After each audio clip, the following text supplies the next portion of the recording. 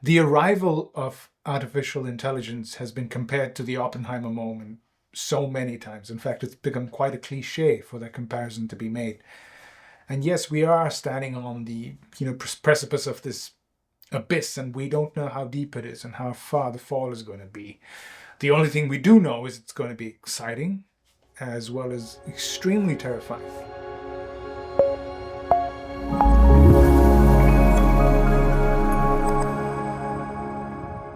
So when you look at the top level fears that people have, the machines taking over and ending humanity is right on top there. But I guess in second place would be a more real world issue of, wait, what happens to all the jobs? Now that the machines do everything we can do, what happens to the jobs? What's the answer?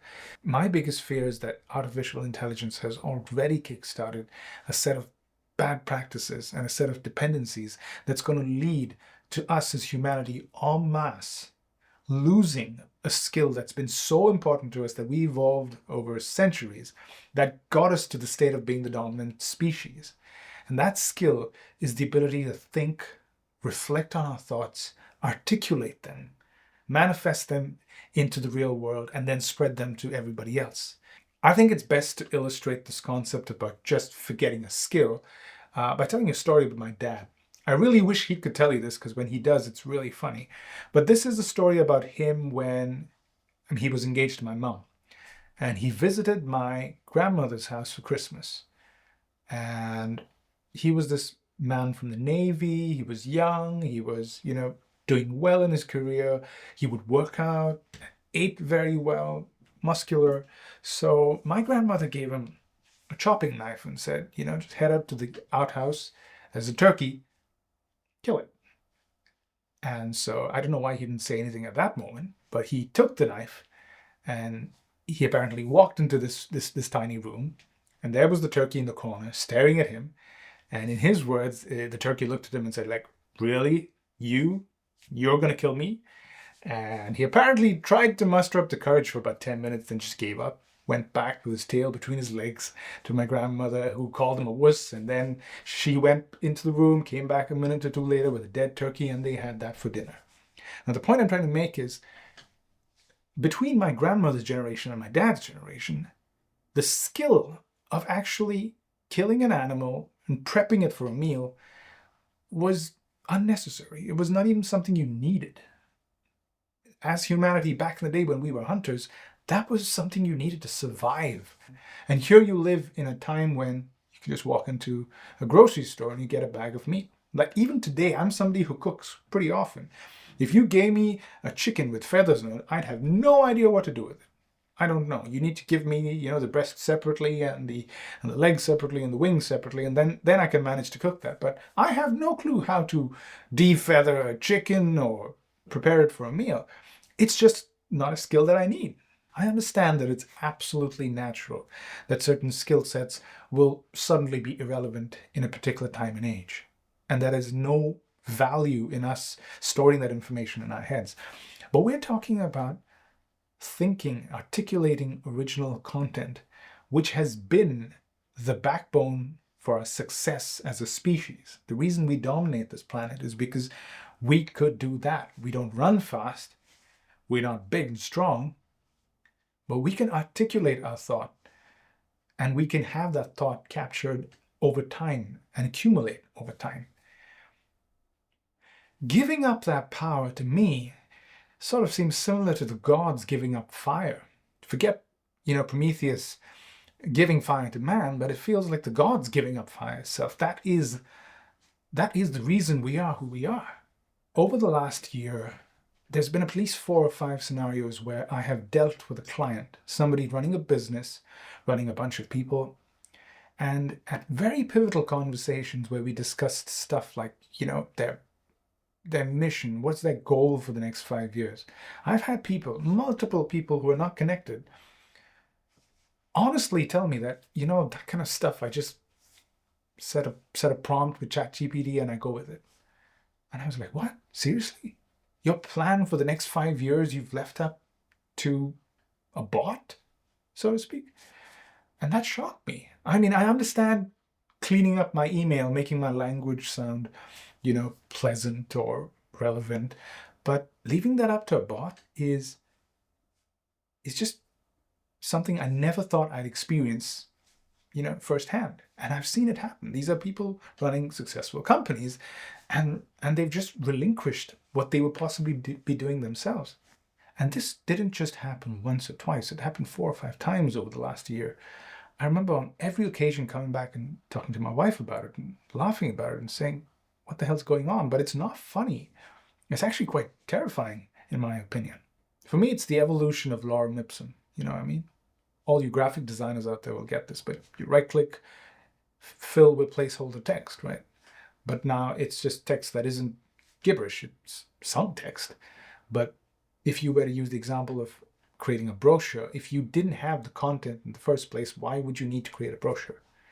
But here we are creating brochures and then filling it with content without having a purpose in the beginning. Now, of course, don't get me wrong. I get using it as a tool to fine-tune content. It's powerful. I've done it myself. I'm not some sort of Luddite who never uses AI, but to spawn an idea, that seems to be an absolute misuse of artificial intelligence. Okay, here's a thought experiment. What if we could go back in time, thousands of years, and meet one of our hunter ancestors and somehow communicate with them and tell them, by the way, there's going to be a time when there's this thing called agriculture. There's going to be an abundance of food. In fact, there's going to be so much food that even the poorest of people have an issue of putting on too much weight. And people are going to get fat. And people are going to go into these buildings, pay them money, run on a treadmill, just to lose that fat. It's going to blow their minds. They're going to be like, what? That makes no sense. They're going to be shocked. They're going to be shocked. First of all, it's going to be hard for them to even fathom this scenario playing out because it just feels so far from reality. In contrast, what if somebody 50 years from the future were to meet us today and tell us that 50 years from now, most people would not know how to write a letter, how to tell you what happened in their day without having some sort of artificial intelligence aid them in that process, because they just don't have the skills to do it. What if I told you that it would be considered absolutely normal that a girl would receive a love letter from their partner and know 100% for sure that they didn't write it and got a bot to write it for them? I don't know about you, but that creeps me out. I mean, to say the least, it's weird. Then again, that's just me coming from a different time and a different era, right? We are all fascinated by the output of AI today, and everyone says this is the worst it's going to be. And the reason we're fascinated is the content that it's spewing out is so familiar, it's so relatable, it's so human. Obviously, because these large language models have been pouring through vast amounts of human-generated content.